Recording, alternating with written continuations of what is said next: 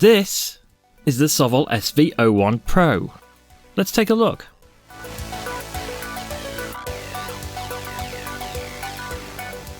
At around a $300 price tag, this machine is certainly not the cheapest out there when it comes to Ender clones, but there is one reason above all others why that is perhaps better value than you might initially think, and I can show you it without saying anything.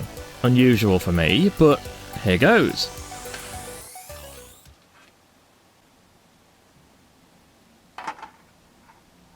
If I put the bed on the Artillery Sidewinder X2, for example, which is a $400 to $500 printer, you can see it's closer to that than this. So that hopefully puts that matter to bed. Sovol, if you don't know them, they're a company that are aligned closely with Creality, or closely enough that they use a lot of their parts, but they clearly have their own designers, as the build choices are different enough that you wouldn't know if it weren't for the obvious signs. The probe here, for example, is a CR Touch, which is a Creality product. Nothing else on this printer looks any more endery than it would on any other brand of bed slinger. You have a smooth fronted frame that looks nice, and the blue trim on the gantry is a bit snazzy, with the belt tensioners even snazzier. I think these are similar-ish to the Ender 3S1, and there are twin Z-screws around the back. Notably, the Z-screws have no belt between them, but we'll get to that in a moment. As you've maybe already worked out, it's got a direct drive mechanism, which is becoming more common now on this form factor, but it's still unusual enough to raise the odd eyebrow at this price point, being a Titan-style extruder with a we'll see in a minute style hot end. It's a bed slinger type printer with the usual wheels and springs, which are the yellow kind of spring, and the bed comes with a flexible magnetic build plate. Finally, we have a colour touchscreen off to the right-hand side in almost the same way as the newer Ender 3s do. So before we look at the performance of any of these bits, I want to show you inside the printer. The bottom has two fan vents, one for the PSU, but before we take off the panel for the main board, I noticed something odd about the wheels here. They look like they've already done a few prints. I actually figured out why, so don't worry if your printer arrives like this if you order one. It hasn't been used. The bed can move backwards or forwards just a little bit during transportation.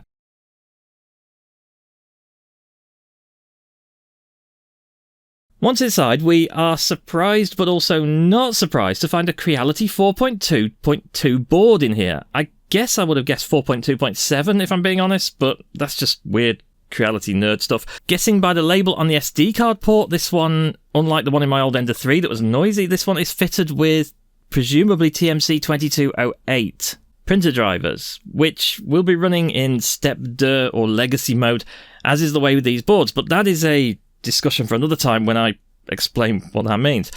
And unlike the Ender 3 and the Ender 3 V2, I spy ferrules. It looks really weird to see ferrules on a Creality board, doesn't it? This is obviously great, as this is one of the more common failure modes on these boards. Moving on to the hot end, the cooling fan is pretty sizable, and I must say quite loud. I think mine might be a bit more rattly too than usual. It certainly sounds like it, which is a shame considering the effort they've put into even putting damping washers on behind it where it mounts. It's about the same volume level as an Ender 3 V2, I think, so it's not great. But I guess the way this hot end is configured, that part cooling fan will be very easy to change out if you feel you need to. Although we'll test the performance of the cooling in a minute.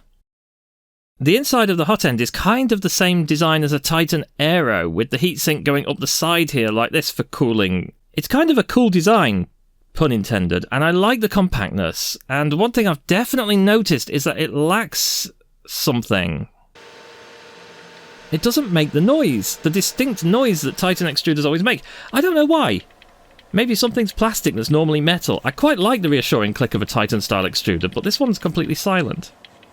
I don't think the hot part is in any way all metal either. In fact, the machine is hardware limited to 260C, which is higher than I'd recommend going at all with PTFE. The machine and hot end is primarily suitable for PLA, TPU, and the lower end of PETG temperatures. I want to look at the Z-screws next. Now, there's no belt between them, so they could theoretically go out of sync while not energized when the steppers are off, because you can just turn one on its own and tilt the gantry, especially if the printer is moved or shaken about a bit. There doesn't seem to be anything to address that in terms of leveling, so I designed in the loosest meaning of the term, these two pieces. One goes either end of the bed, and you can just raise the gantry until it hits the marks or rests on them or whatever you want. And then you can disable the steppers and manually turn to each side to level the gantry. I think this is worth doing every now and then because it only takes a couple of seconds if you've got this kind of setup. And while the auto leveling will compensate for a wonky gantry, you would have to run it again for a start, and it's better to have everything straight, especially to stop taller prints warping. So let's talk about the bed leveling. Actually, it's pretty impressive. On the interface, you just go to choose the bed leveling menu, and the printer will immediately home itself. You shouldn't, but you could dive straight in at this point and do auto leveling, but I recommend doing the steps in exactly this order. First, you pick aux leveling, and you go through, this is like a manual leveling process with the wheels, you go through each corner and you get the bed to the same height with respect to the nozzle. This is technically called tramming. Then choose auto leveling, and you should find your numbers here are now closer together than they would have been. Both ways will give good first layers, of course, but that's how mesh works. There's a right way and a wrong way. You know how it is. It's better to do things the right way. I found the CR Touch probe's repeatability in terms of creating the mesh was actually surprisingly good, as you can see. Normally, about now, I would do a bed adhesion test. You may have seen them before on other reviews, but I was printing out some filament anyway. What, you don't? I thought we all printed out filament. Where do you get your filament from if you don't print it out? Anyway, this kind of shows that the bed is spot on and level and even, so I can forego the usual test. I don't have to make one for this size of bed, and I could save wasting any of my handcrafted artisan filament. What next? The UI. This, I think, is probably the most full-featured and well-thought-out UI that I've seen on a touchscreen interface so far, on a printer at least. The UI appears unassuming when you first start it up. In fact, it defaults to dark mode, which might look better or cooler, but I prefer the light mode from a usability and visibility perspective. There's lots of tiny details and functionality that have obviously taken effort to code in here, like when you level the bed, the space guy here jumps in sync with the process of leveling. But on a more functional note, everything is well laid out. It's kind of like a 3-tab system, and there's even an advanced section that you're warned not to poke around in that contains all the stuff that most interfaces normally don't, including PID values and K value for linear advance if you want to go there. With linear advance enabled on this Marlin build, I do have high expectations of the print quality, and my test piece was maybe confirming this. It's nice and neat, although there is some ghosting there. Performance isn't quite as good as it could be considering, so maybe there's still some tuning that might be needed. You can also see that the extra cooling fan noise is at least giving you some return, because the quality of these two pole bits on the test print is much better than usual. This is perfectly acceptable. I've also added a new test for overhangs for this review to try to see the cooling performance in a bit more detail, but this printer just kind of blew straight through it, and the only thing that can cause overhangs to fail apparently on this printer is literally printing on thin air. There was no drop in quality at all, so I had to go back and make the test harder. TPU next, and this is not all good news. Plain old 95A TPU performance is excellent. There's no issues at all. You get very minimal stringing in my test, and you get good prints all round. I will share the profile I used. I think I was using 2mm of retraction. I even got a tiny octopus out of it with no problems or extra tuning. I just lowered the line height a little bit. The problem arises, though, if you want to print softer TPU, because there's a lot of unconstrained space inside the extruder, and this allows the filament to escape if it really wants to. But this is a fairly niche need. Most people will never want to print anything softer than 95A, which in all my tests did not fail once. So I'm fairly confident that it can handle that perfectly well.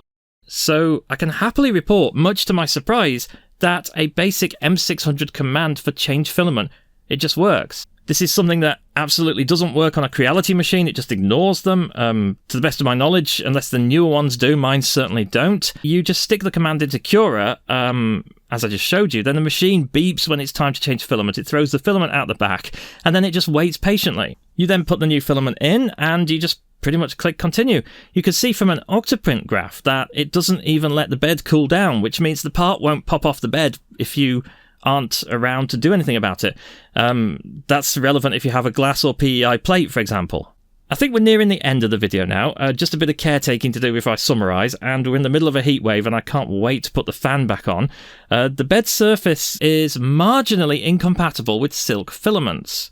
As you can see on mine, it leaves white stains, which are mostly aesthetic, but either way, I would advise that you look into getting a PEI bed. I think I mentioned it a couple of times already. Octoprint, that works perfectly fine out of the box. Not that Octoprint has a box, but it works with zero config. You install it and it's ready to go. I think that's about it. So in summary, this is yet another machine that looks like an unassuming Ender clone, but turns out to be, in my opinion at least, a much better value proposition than something like an Ender 3 V2, and it's a much easier machine to get along with on a day-to-day basis with the refined user interface that supports Marlin functions, and the fairly functional direct drive hot end and pre-installed magnetic bed that gives you a simple upgrade path to PEI that you wouldn't get with a glass bed. The only gripes I have really with this machine are the noise level, which is not insignificant, and potentially the need to align the gantry now and then. Neither of these are huge deals, especially if you're not spending a lot of time close to the printer for the noise. And I think you could definitely argue that twin Z-screws that need syncing now and then is probably always better than a single Z-axis, especially with the added weight of a direct drive printer. It's also a big shame that they didn't nail down the TPU escape path to make this a perfect machine for flexibles, but it will manage with anything that isn't specialist, as I explained. So I think it occupies a decent space in the market for anyone who finds the square Ender bed too restrictive but doesn't want to get a giant machine, especially if you have an idea that you want a direct drive printer. So as always, let me know in the comments what you think. I will see you next time. Thank you for watching.